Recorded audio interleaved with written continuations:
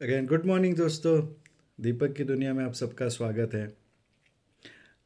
Last Sunday से हमने एक सीरीज चालू हुआ था कि एग्ज़ाम को कैसे एंजॉय करना है।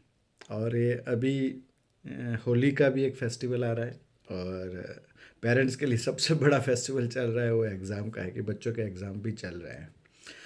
तो अब एग्ज़ाम काफ़ी बच्चों के चालू हो गए हैं, कुछ बच्चों के एग्ज़ाम आने वाले हैं। तो ये लास्ट जो एग्ज़ाम के दिन होते हैं, मतलब लास्ट 5 दिन 10 दिन जो बचे होते हैं या एग्ज़ाम चालू है तो उसके बीच में 2-4 जो छुट्टियां रहती है, उसमें क्या करना है उसके लिए 5 सिंपल टिप्स मैं आज सभी बच्चों को देना चाहता हूँ। एंड आई थिंक आपको वो आपके जो भी स्कोर है उसको थोड़ा सा इम्प्रूव करने में ये टिप्स आपको हेल्प करेगी। तो क्विकली बताना चाहता हूँ ये 5 टिप्स जो आप अपने जो अभी के जो 5-10 या जो भी आपके दिन बचे हैं एग्ज़ाम में, या तो एग्ज़ाम शुरू हो गए है लेकिन 2 एग्ज़ाम के बीच में जो 3-4 छुट्टियाँ रहती है उसमें क्या करना है, उसकी ये टिप्स हैं।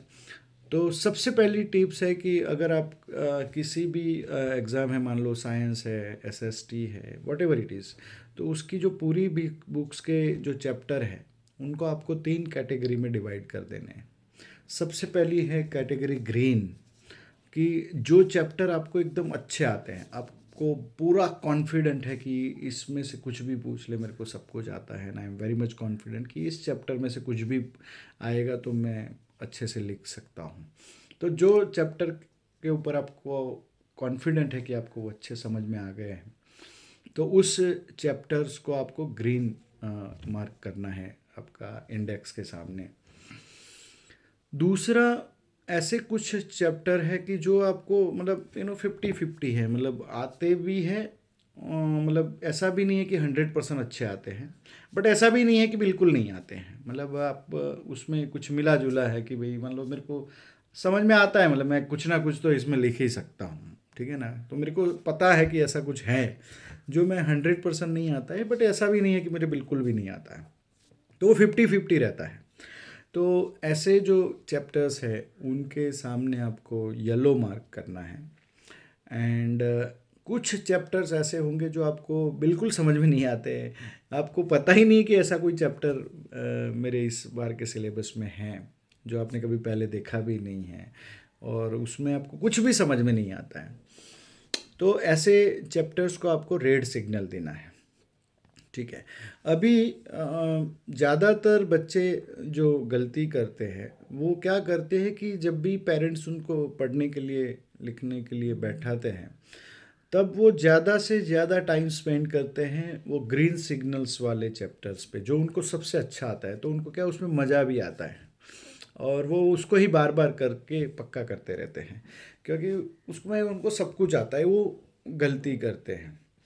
बट मेरा मानना ऐसा है कि बच्चों को अभी जो 3 4 या 5 दिन बचे हैं उसमें जो उनका शेड्यूल रहेगा उसमें उनको सबसे ज़्यादा टाइम जो स्पेंड करना चाहिए वो येलो वाले चैप्टर पे करना चाहिए, कि जहाँ पे वो 50-50 हैं और उस येलो को चैप्टर्स को उसको ग्रीन में कन्वर्ट करना चाहिए।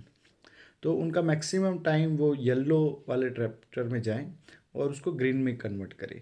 बाकी ग्रीन वाले जो चैप्टर है उनको डेली एक बार रिवीजन कर ले, और उनको बहुत अच्छे से समझ में आता है तो हार्डली 1 घंटे में वो सारे चैप्टर रिवीजन भी हो जाते हैं। बट ज़्यादा टाइम वो येलो में स्पेंड करें और येलो को ग्रीन में कन्वर्ट करें। और जब उनका एकदम थोड़ा पिक टाइम होता है, बेस्ट मूड में होते हैं, तब वो एक आधा 1 घंटा एक आध रेड वाला चैप्टर भी ट्राई करे, कि जिसमें उनकी प्रोडक्टिविटी अच्छी होती है तो वो जल्दी समझ में आ भी जाता है। But even I am telling you कि अगर टोटल टाइम है उसमें 10 to 20% रिवीजन पे स्पेंड करे जो ग्रीन चैप्टर है, टोटल टाइम का 50 60 या 70% तक का जो टाइम है वो येलो में स्पेंड करें और येलो को ग्रीन में कन्वर्ट करें, और हार्डली 10 to 20% टाइम जो एकदम अच्छा प्रोडक्टिविटी टाइम है उसमें वो रेड पे काम करें। तो ये पहला टिप्स है। सेकंड टिप्स मैं देना चाहता हूँ कि अभी बच्चों को डेली टारगेट सेट करने हैं। सुबह उठते ही आज का डेली टारगेट सेट होना चाहिए कि आज मेरे को कितना पढ़ाई करना है, और उतना पढ़ाई मतलब उतने चैप्टर्स रिवीजन करना, तैयार करना, वो जब तक नहीं हो जाता है तब तक सोना नहीं है। डेली टारगेट सेट करना है और डेली टारगेट को किसी भी हाल में पूरा करना है, क्योंकि अभी आपके पास बहुत लिमिटेड टाइम बचा है। तो अभी आज का टारगेट आप कल के ऊपर पोस्टपोन नहीं कर सकते। आप आज जो भी टारगेट सेट करोगे उस टारगेट को आपको आज ही पूरा करना है, ठीक है।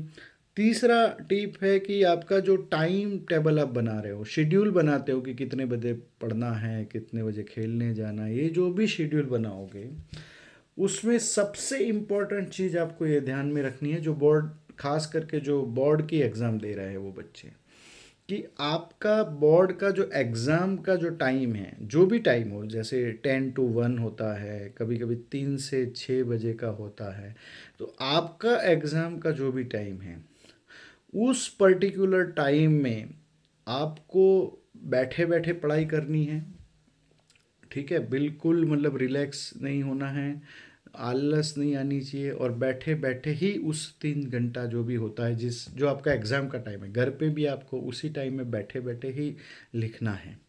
उस टाइम में बिल्कुल आपको ना रेस्ट करना है, ना रिलैक्स करना है, ना मतलब पढ़ाई मतलब मस्ती करना है या खेलने जाना है, उस टाइम में नहीं करना है।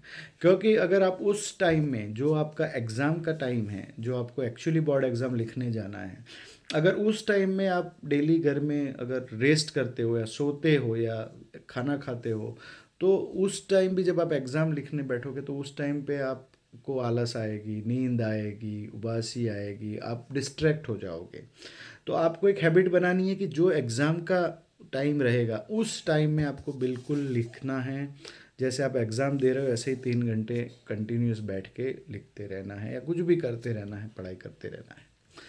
तो वो आपको आपका एग्ज़ाम के टाइम पे वो 3 घंटे में आपका फोकस्ड रह के आप लिख पाओगे, ठीक है। तो it is very much important. दूसरा, आप जो भी शेड्यूल तय करो, लेकिन इसमें मिनिमम 6 घंटे का नींद होना बहुत ज़रूरी है। मिनिमम 6 to 7 आवर्स का स्लीप होना ही चाहिए, तभी जाके आपका ब्रेन को एक रेस्ट मिलेगा और आपने जो कुछ भी पढ़ाई करी है, जो भी आपने रीडिंग किया है, वो अच्छे से आपको याद रह पाएगा, ठीक है। So it is very much important. Fourth pro ये है कि जो भी आपके टीचर्स ने आपको बताया है कि ये इम्पोर्टेंट है, ये आईएमपी है। कभी कभी क्या लगता है कि बच्चों को टीचर्स ने 10 या 15 या 20 क्वेश्चन ऐसे हैं जो बताया कि ये इम्पोर्टेंट है, इसकी प्रोबेबिलिटी बहुत ज़्यादा है एग्ज़ाम पेपर में आने की, लेकिन मान लो उसमें से कुछ टफ होते हैं, मतलब उसको समझना मुश्किल होता है, बच्चे ने पहले उसको तैयार नहीं किया है, तो बच्चा खुद अपने दिमाग में सोच लेता है कि ये 15 में से मैं 10 कर लेता हूँ, ये 5 तो शायद नहीं आएंगे। बट नहीं, जब आपको किसी टीचर ने अपने एक्सपीरियंस के बेस्ड पे जब कुछ बताया कि ये इम्पोर्टेंट है, तो उसको आपको किसी भी हालत में अच्छे से तैयार कर लेना है, ठीक है। तो इम्पोर्टेंट है, टफ भी है, तो आपको उसमें एक्स्ट्रा टाइम दे के उसमें ज़्यादा समझ के, अगर समझ में नहीं आता है तो दूसरे से समझ के, लेकिन उसको 100% करना ही है। इसको इग्नोर नहीं करना है, ऐसे करके छोड़ नहीं देना है कि ये तो नहीं आएगा, ठीक है। It is very much important. तो जो भी इम्पोर्टेंट है टीचर्स ने बताया है, जिसकी प्रोबेबिलिटी ज़्यादा है एग्ज़ाम में आने की, उसको करना ही है, ठीक है। तो ये मेरा फोर्थ टिप्स है। और last but not the least, आपको इस एग्ज़ाम का जो भी आपका टाइम है, 10 दिन, 15 दिन, 20 दिन, अभी जो भी एग्ज़ाम चलने वाले हैं, उसमें पूरा फोकस स्टडी पे रखना है।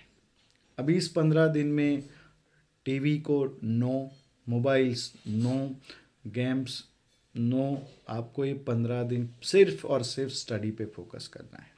इसके बाद पूरे साल, इसके बाद वैकेशन 1-2 महीने का आएगा, पूरा साल है, उसमें आप जो भी मस्ती करना है करोगे, लेकिन अभी का जो 15 दिन है वो सिर्फ और सिर्फ स्टडी। ये 15 दिन में आपको बहुत ही अच्छे से अपनी फीलिंग्स, अपनी इच्छाओं पे कंट्रोल रखना है।